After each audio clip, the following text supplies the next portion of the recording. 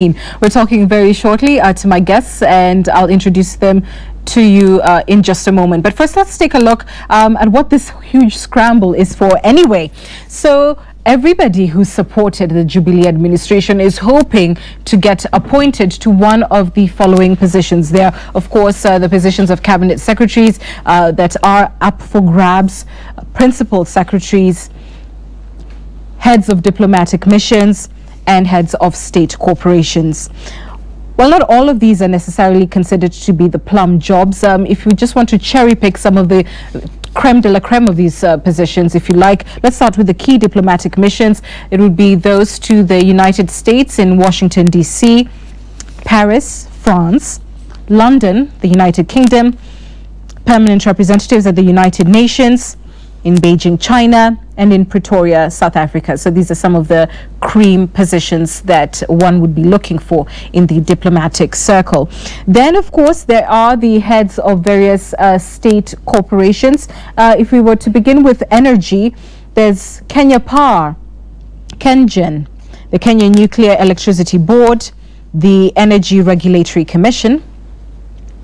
All those, of course, chairmen and CEOs in various capacities in those corporations. If you move to transport, there's the Kenya Ports Authority, the Kenya Railways Authority, the Kenya Airports Authority, and the Kenya Civil Aviation Authority. In the communications sector, there is the Communications Authority and the Kenya Broadcasting Corporation. And the Treasury, there's the Kenya Revenue Authority and the Privatization Commission. And in agriculture, the National Cereals and Produce Board and the Food and Agriculture Authority. Now, there's some 70 plus state parastatals, but these are the cream, if you like, when it comes to the scramble for appointments. And so joining me in studio is Patrick Obath. He is the chair of the International Chamber of Commerce. Thank you so much for that reminder. And to my right is Mark Bichachi. He is a communication strategist. And next to him is Steve Ogola, who is a city lawyer. And you're all welcome to the program. Patrick, let me begin with you. In the first term, President Kenyatta and his deputy then had a 50-50 kind of agreement when it came to picking the heads of various public bodies. Do they still sit in the same position going into this second and final term for the president? I think looking at a kind of a 50-50 position, I would try to think it should still be the same thing, but it is what the 50 composes of that is important, right?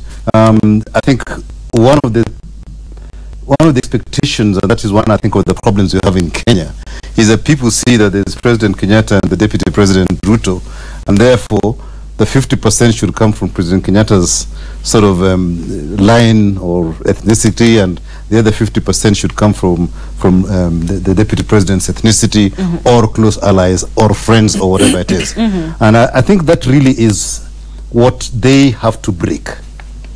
They have to break the fact that they are going to follow the same old line, where the way you see the appointment, you say, yeah, this was a campaign manager, this was so-and-so, this was X, Y, and Z, and so forth and so on.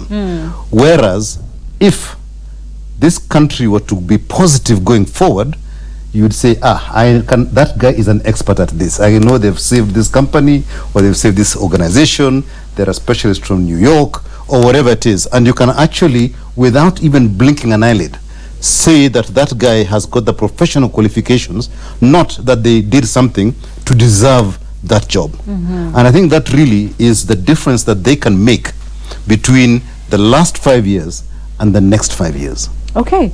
Mark, that sounds very much like what would be key for the president, especially because he's looking at a legacy term. Perhaps the considerations for the deputy president may be different, looking at building equally political capital going forward in order to launch his bid for 22. But before we get there, do you agree that they sit in a 50-50 power sharing sort of arrangement right now, or have the stakes changed, and in whose favor would they have changed? Legally, we have to say that the circumstances have changed, because let's remember Jubilee in the first term was a coalition government which had a coalition agreement. So it was not really an agreement between Uhuru and Ruto, and this is where we mistake the things.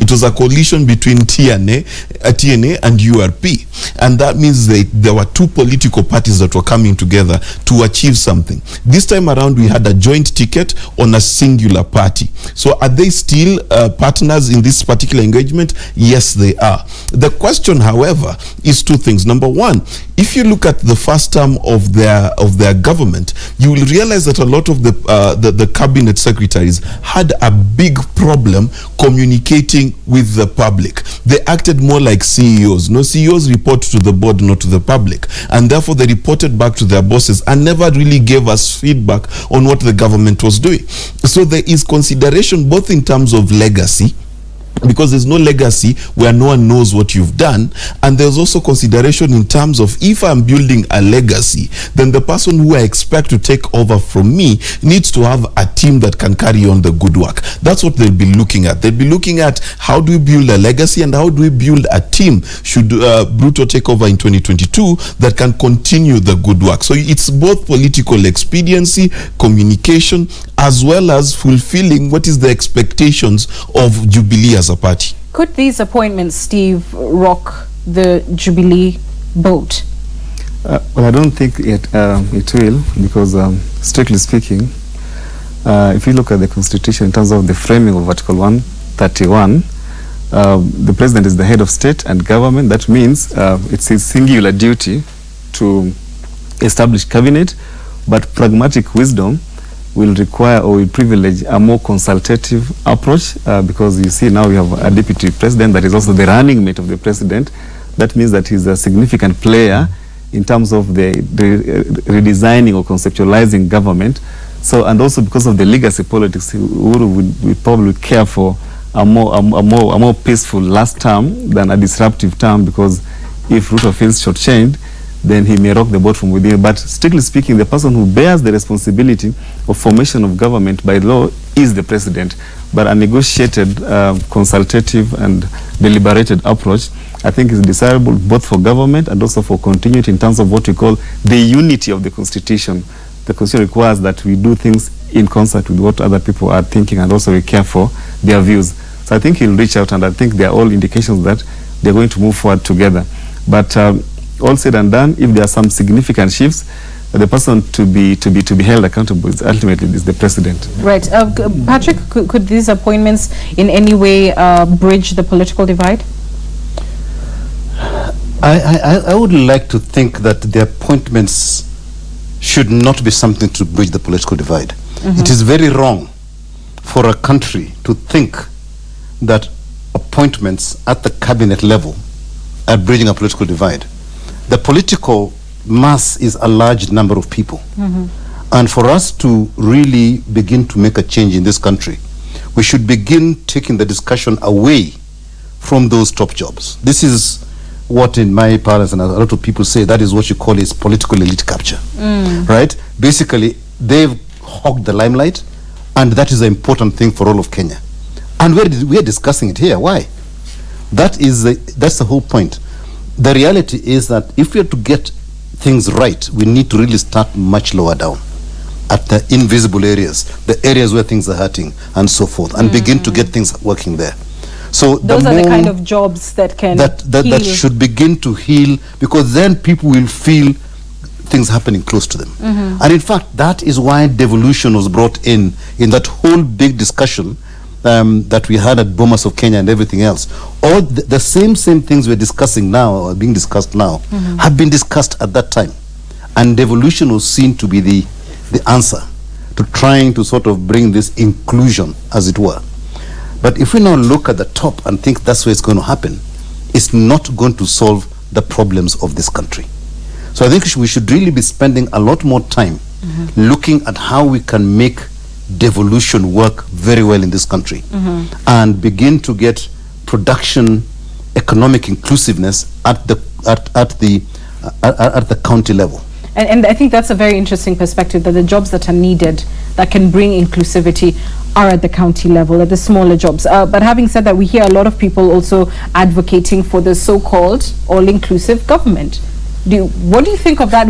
Can anyone define that for us? What is an inclusive government? The term inclusive government is a very elusive term in terms of communication, because how many people from my clan should be included so that I feel included enough? And then the question of who is included becomes the question, because sometimes you come from a particular tribe, but you're not tribe enough for people to feel like their tribe has been included.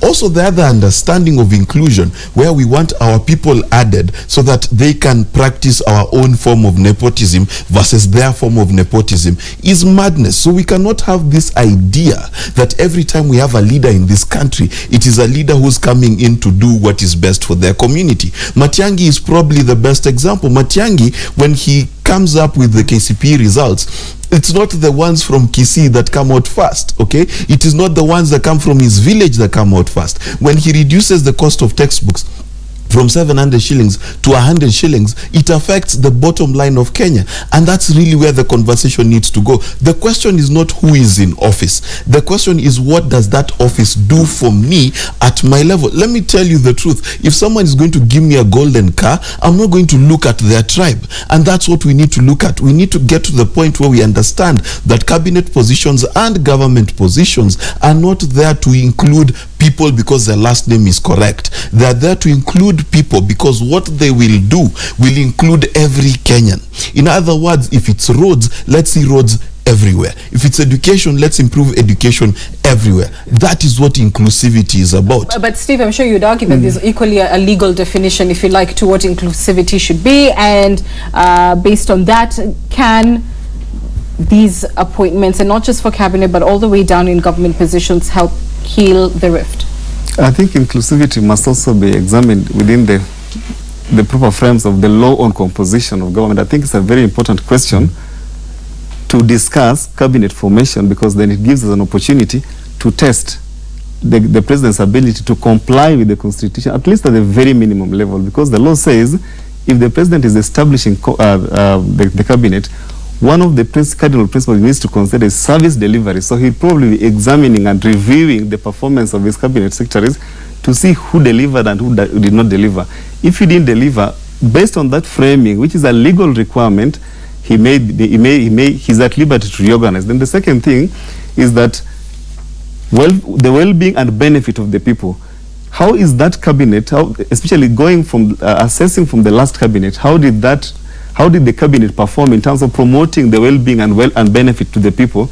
Then the third requirement is regional and ethnic balance. It's a constitutional requirement that is required to observe. So I think we will be seeing how much he is able to respect that requirement. And then I think the last one, the fourth one, which is also critically important, is that the not more than two-thirds gender principle be observed. So in terms of constitutional controls, the Constitution set out clearly what he must look at when he's establishing cabinet, and so that is our checklist. So if you talk about inclusivity then it becomes a subset of the discussion on the two-thirds gender principle and the discussion on the regional and ethnic diversity, regional balance and ethnic diversity. So that is the proper limit. But inclusivity does not mean co-opting people who supported the president, during the campaign, or political parties who are friendly to Jubilee party into government. Inclusivity has been strictly defined to mean persons with disabilities, marginalized groups, women and youth. So if he's able to have women, a third of the cabinet being women, and there's a representation of the youth, or there's a representation of ethnic diversity, irrespective of whether those people played a significant role or not, I think he shall have achieved, at the very minimum, the requirements under the Constitution. All right, I just want to bring up back on your screen some of those positions that we've defined quite narrowly because of time, but to give you an idea of what the cream positions are. And if we could just see them very shortly. Patrick, in your understanding, which are those must-get positions? I know a lot of people, either Bendera first, that being cabinet, and then, but there they are, they're on your screen. There's the principal secretaries, the diplomatic missions, state corporations, which would you say are the cream where the president may really pay the most? I mean, all are important, obviously, but may want to pay the highest consideration to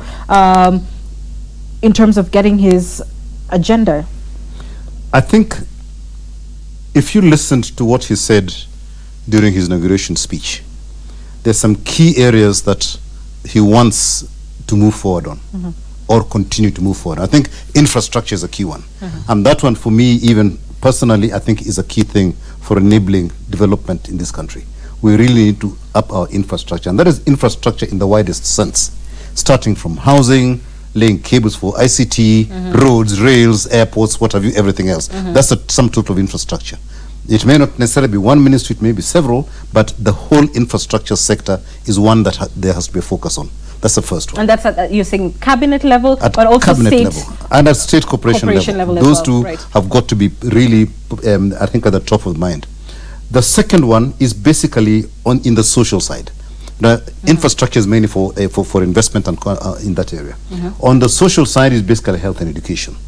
Those are two key things as well in terms of building human capital and then making sure that human capital is available for use. So those two together actually go together, education and health. And then I think the last one was the use of natural resources, right? And I would look at things like mining, oil and gas, but also we should not forget that things like proper agroforestry and and the whole area of large-scale agricultural activity is using our natural resources well. So I think using our natural resources is another big one. It's also a big basket. And I think those are the key areas that he's going to be looking for people who can actually begin to transform those areas, because those are the areas that will touch people. So technical experience for those will be king, and venture to say... It's a combination of technical knowledge, but I think it's leadership is the key thing. Leadership. Right, because when you look at, if a properly formed government will have technocrats who are always there. They've done the policy, the guys who do the policy, the guys who do the delivery. Those guys are not elected, they're there, they're employed, right? It's the leadership at that level to be able to transform policy into action. That really, and then be able to galvanize the government ministries to deliver, which has been the bane of this country for the last 50 odd years. We need a government at that lower level that believes in delivery of service, not lording it over the Mwananchi. And so, yes, you've talked about the technical and, might I add, managerial skills to get the job done, but also that those would be the cards that he wants to play in an equation with the deputy president, that he should be keen on those particular positions. I think they're going to look at this jointly. Jointly, okay. Yeah, because the success of the key things that he has now will lead to a sort of a platform for the deputy president to move on to the next one. And because he will also develop his agenda. As this one is continuing, he's got to develop his own agenda for the next time when he wants to stand. And we hear of that sort of horse trading that, I'm going to, with governments, that even, whenever there's, number one and number two, they'll agree on, okay, these ones are mine to appoint, these are, do you think that is something that really will not be helpful, especially for a legacy and hopeful 22, reclinching of government by Jubilee? Or would you say that there are positions that really the president, being the one whose legacy is on the line, must really be, determined to be the man who picks from those positions? When you look at it from a legacy perspective, if we go the route of appointing the people who you feel are beholden to you, then you might miss the mark. And when it comes to legacies, the most important legacy that you can have in this country is twofold. The first is innovation. You've got to be able to innovate in the African environment, and so that these roads that you're building, these energy sector changes that you're making, can actually be effective in terms of delivering what they promise. You can build a road and then no one uses it. You can build a road to a farm, but there's no produce to be delivered to that road. The second part that you need to work on is you need to work on your communication. How you communicate infuses the spirit and the imagination of a leadership into the people. And one of the things that we need to remember is, it's very interesting. If you look at the United States, it's almost as if the United States was built on great speeches. Not that the speeches are important, but they embolden what is the spirit of a nation. What are we driving to as a people? Fair enough, but Yes. are there positions that are king for the president to appoint? And that's what my I'm question. talking about. The person who's going to be in charge of his communication is going to be very critical. Okay. The second part, and it's not a portfolio in Kenyan government, but I think they need to consider it, is innovation. Who is in charge of coming up with Kenya-centric solutions for our country? Because the more we innovate, the better our country becomes. When we assume that if we take a blueprint from the West, it will work for us, it doesn't work. If you look at every developed country, they've been able to innovate solutions for themselves, and innovation becomes a key thing. And then when you have innovation, bring in the finance docket to be able to finance the innovations that you need to bring that service that Patrick is talking about down to the most basic levels of this country. Okay, Steve, do you have king positions? Yeah, I think so, and I see 8. You know, in terms of the lenses through which I'm able to process this, you have the functional assignments, and that one requires people with charisma, and then you have the financial assignment. This one requires technocrats. If you look at the 4 core functions of any government: education, infrastructure, healthcare, and security. These are the kind of positions that help the people connect with government. They feel the pulse of government. And in these areas, you need people who are charismatic. For instance, Dr. Matiang'i has done really well in education, and for now he's holding forth for in interior docket. Then healthcare, you have Mailu. I think the president may have to probably review that, whether he needs to, you know, whether Mailu has been able to communicate to the people. Yes. And then again, also in terms of, I think infrastructure, we have James. I think even him, he's up for review, because these are the core areas that the people feel the government is working. But then you have the other critical areas like devolution and defense, foreign affairs, and also finance that attract a lot of resources. Here you may need technocrats. And I think in balancing, we saw Rachel Omamo, her performance, I don't know, in my view, in terms of communicating with clarity in a manner that the public is able to understand, I think she probably underperformed in my own assessment. So it could be that. But does charisma trump in some delivery? You see, in some areas, charisma must really count. You see, Fred Matiang'i has really done well. When you think the way he communicates, he reaches out to the hearts of the people. What people want to hear, the reforms are publicly displayed. If you look at, let's say, the Minister of Industrialization, or maybe East African Community, they may be doing a lot of work, but it's not publicly visible. You get? And the president may be happy that way, and they may be retained, not because they are close to the presidency, but because in terms of delivery, they are key on delivery. Is but charisma more important? And I'm sorry that I'm just, you know, returning to this issue. Is it more important, especially in a legacy term where you really need to be seen to have done the work? There are a lot of people, you know, we all have different personalities who work really well, but work well, you know, in silence. People say that work need not only be done, but it must be seen to have been done. And I think they said that of justice. Yeah, I mean Not of work in general. and if I may, a road will obviously be seen to be built, but okay. if I may, there's an adage, an old adage that says, if a tree falls in the forest and no one hears it fall, did it really fall? And that's the question. You see, the biggest issue, like I did a bit of research on the Ministry of Transport. They've done pretty well. We're digging a deep sea port in Lamu. We're building one. We have a port in Kisumu that's being expanded. We're expanding SGR all the way to Kisumu and Busia. But all these things, you've got to go 6 pages down on the website to find out. So there's a lot of things that you can do. Blame the web developer. No, not the web developer. Where does that land? As a leader, if you cannot communicate, that's why I put communication as one of the key things. If you cannot communicate what it is that you've done, there's no legacy to speak about. Because what is a legacy? A legacy is when you remember what you did, and that can only be told if it can be told to me in stories, if it can be told to me in impacts and examples that actually make sense. Devoid of that, you can build me the most beautiful tower in Nairobi, and I, in the middle of Busia, would have no idea of what you've done. But I think there's something else I'd like to add to that as well in terms of communication. In terms of getting people to be with you as you go down that road, communication is also important. Yes. I'd like to single out Botswana.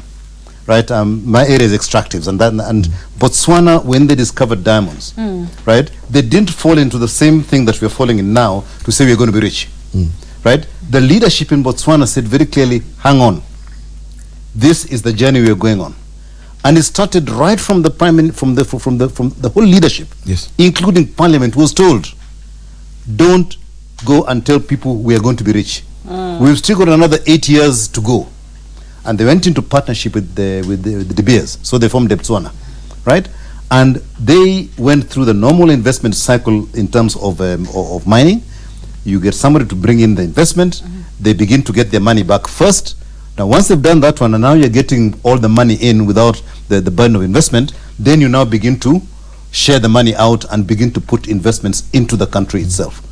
And you found that they did it so well, but they talked and talked and talked and talked until every person in Botswana understood that I'm not going to sit back and wait for money to pour down, right? They continued with their lives, and when the money began to come in, their lives were improved by investment of that money in improving their livelihood, not in paying them, right? But that was through continued, I think this issue of sort of affirmation, continued affirmation. You just keep talking about it until it sinks in. And then people understand that is the route we are going. Okay. So communication in terms of the implementation process is as important as communicating what you have done. And for me, the latter... Or as doing it in the first place. Yeah, and I think the enrolling people into that process for me is the most important one. Because if the people are not with you, then it doesn't happen. Matiang'i has been very successful in that area. But in terms of the roads, I mean, there's a lot of infrastructure work that has happened. Yes. But we haven't got that vibe. I think the SGR is the only one because people travel.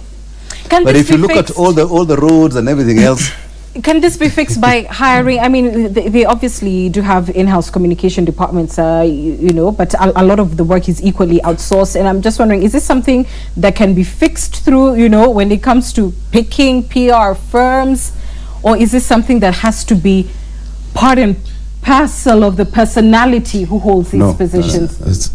It's, I mean, as a CEO of a company, right, I had communications people who trained me what to do, right? I had to learn how to do it right. And the people around me, I had to sort of sit in a room and get attacked by reporters, you know, in training. Right. And I had to learn. Attacked by reporters. Yes, literally, that is what they did. You know, you walked out of the back door and there's a battery of cameras waiting for you and you had to respond because I didn't expect them to be there. Right. And so that training happened until you're able to now communicate. And at the same time, if you're not very good at speaking, they do it for you, but you're always present to answer questions and do stuff like that. So there is a way of creating that whole communication, but it is important that it happens and happens positively. And so it appears communication is also king because this is a legacy term. We must move on because we're absolutely out of time. But I want to talk about diplomatic positions. And, you know, many people would imagine, and they are, in fact, very cream and very respectable positions to hold. But every so often you will hear from, you know, a section of diplomats saying how much they want to come back home, you know, and, you know, being sent off to, you know, these missions is some sort of, you know, kind of punishment or being banished from the center of action. And, you know, one wonders what action that is. Why is it that diplomatic postings are not necessarily viewed at, say, for the ones that we showed you, and perhaps you can get them back up on air, are not seen really as the best places, like, you know, a kind of, you know, you're being eased out gently, or it's a kind of retirement home, if you like? What is it? Well, it's actually pretty simple. The funniest thing, and as we sit on this table today, that the average Kenyan politician, our top politicians, are more popular than you, a news anchor. That's very interesting. It's so sad, no. That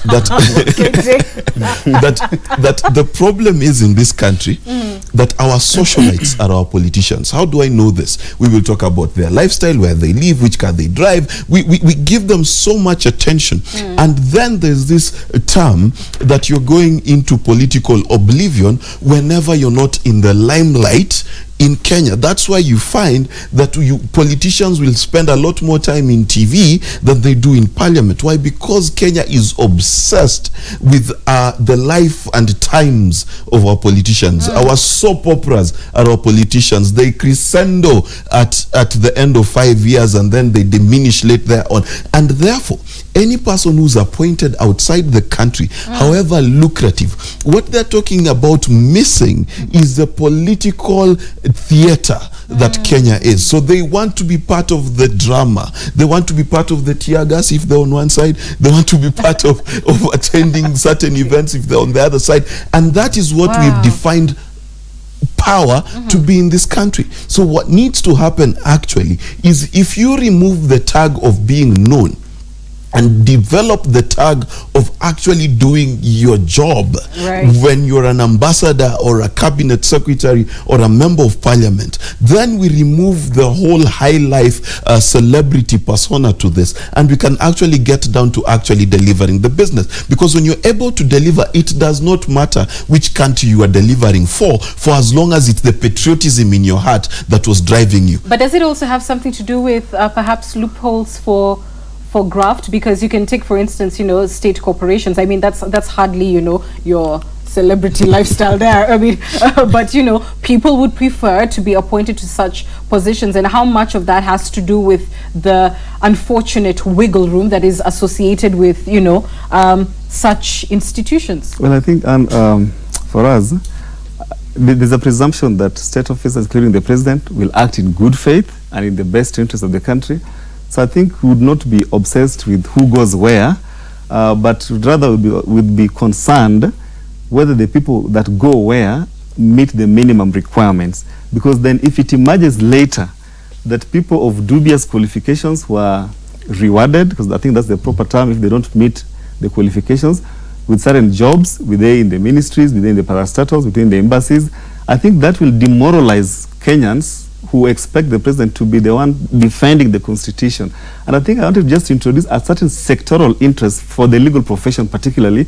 I know there's this talk about composition of government, visibility, communication, but also for lawyers also care for that the president must at the very minimum comply with the laws. In this last, as part of his legacy, demonstrate that he's able to comply with the laws every step of the way insofar as it depends on him. In this next 5 years, that human rights protection will be improved significantly, that people will not, in terms of socioeconomic rights, people value having food on the table than you may be surprised than having an airport, for instance. So these are the things that speak to socioeconomic rights, ability to have food, to access healthcare, to have education, quality education, to tackle corruption. These are the things that give us indicators of an improved technique of governance. I know these are the soft things, but actually they are really low-hanging fruits. They just require innovation and leadership. The others that require finances and charisma, as we've discussed, maybe even actually be more difficult. So if we could perhaps achieve at the very bare minimum what, let's say, I can say lawyers care for, I think that would also be, that would go a long way. Our work in these 5 years is to assess the level, sectoral as the members of the legal profession, is to assess whether the style of leadership inspires national renewal. And the yardstick for measuring that is compliance with the constitution every step of the way, observance of human rights, tackling corruption, reducing it, and also making sure that people have food to eat every... There's a scholar called Amartya Sen. He argued eloquently that, listen, development must be seen as freedom. Freedom from hunger, freedom, and freedom from illiteracy. So if you tackle the small thing, I may live in a grass-thatched house, but I have food every day. You've actually improved my life in the next 5 years, as opposed to saying, listen, you continue living in your grass-thatched house, but there's hope in the future. After I'm laying the foundation for my successor to make sure that now there's food. No. If we can reframe the question of development, also include the very minimum, how to tackle disease, how to put food on the table, how to provide security, the things that speak to the common mwananchi, he will have succeeded. I think go ahead, just Patrick. going back to this issue of the ambassadors wanting to come back because they cannot get what they think they deserve out there. I go back to a president, I think the president was it Ecuador, who lived in his original house with his one-eyed dog and his VW. Yes. And he used to drive that battered VW to parliament as the president of a country. Right. No trappings. Simple. So he had no security. Because really, what was he securing? Right? It was just him driving up and down and doing his stuff. I think when the day, and this is an honest question to everybody who sits either in parliament or in the ministries or even the president himself, the day we begin to remove all those trappings of those positions and say, what tools do you need to deliver to Kenya? And you only get those tools plus a salary that is similar to me sitting at home, right? That is when the whole essence of these plum jobs, whatever, and everything else will disappear. Then I am actually doing civil duty, like you are called a civil servant. You are doing your civil duty for the country. And that takes great leadership to begin to bring the country down to a level whereby, in fact, all the trappings of power are removed. The only thing you have is the mace in parliament that tells you the parliament is in session, right? And all those specific instruments that are required to indicate that something is going on. I've got my badge here of a club I belong to, right? That is my instrument of power, as it were, right? But that is all it is.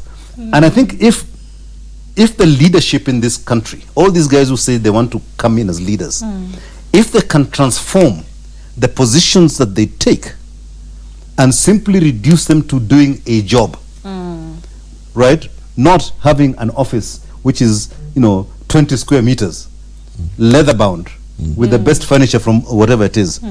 What do I need to do that job? It's a desk, a pen, some phones, and someone to look after my calendar. As simple as that. Yeah. Wow. Now, if we get down to that level, then a lot of this pandering that you're seeing, people, the speculation about who's going to be, who's going to be appointed here and there and everything else will disappear. And we'll begin then to have a functioning country. But so long as everybody is pandering up to sort of get all those big things, right, they're just going to perpetuate the misery of the average Kenyan who's looking at this and saying, why is that happening and I'm left here like this? That is where inclusion starts for me. Wow. It is not about, it's not about putting people in those places. It's about those people coming down to my level. Exactly. I don't think that there's a better way to end the show, and so I must. I thank you all for your views. Patrick Obath, Mark Bichachi, and of course Steve Ogola. That's our time tonight. Thanks for watching. We'll continue with something similar on Thursday on Opinion Court. You don't want to miss the show. You'll remember, of course, last Thursday we went through half the list of cabinet secretaries. Oh my, your responses were quite epic, and we'll be completing the other half this Thursday, so you don't want to miss it. And I'll see you then. But for now, good night. God bless.